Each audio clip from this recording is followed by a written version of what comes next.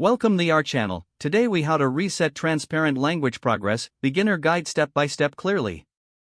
To begin resetting your transparent language progress, open the Transparent Language app or website. Log into your account using your registered email and password. Once logged in, navigate to the main dashboard. Look for the settings icon, usually located in the upper right corner of the screen. Click on the settings icon to open the settings menu. In the settings menu, locate the option for progress or account settings. Select the progress option to view your current progress details. Within the progress settings, you should see an option to reset or delete your progress. Click on the reset option. A confirmation prompt may appear, asking if you are sure you want to reset your progress. Read the confirmation message carefully, as resetting your progress will delete all your completed lessons and achievements.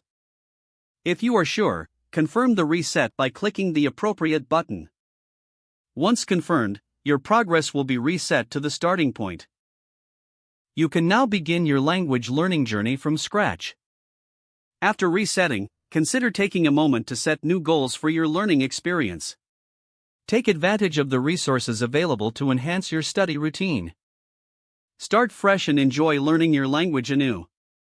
If the page does not load, refresh the browser or try again in a private or incognito window.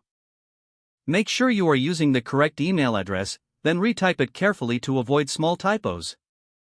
If your password is not accepted, use the reset option and create a new strong password you can remember. Check your spam folder for verification or security emails, then complete any requested confirmation steps. Enable two-factor authentication if available to improve account security and reduce unauthorized access risk. After signing in, review your profile details so your contact information and settings are accurate and current. If you see an error message, note it down and try again after restarting your device and internet connection. Log out when you finish, especially on shared devices, to keep your account and payment information secure. If the page does not load, refresh the browser or try again in a private or incognito window. Make sure you are using the correct email address, then retype it carefully to avoid small typos.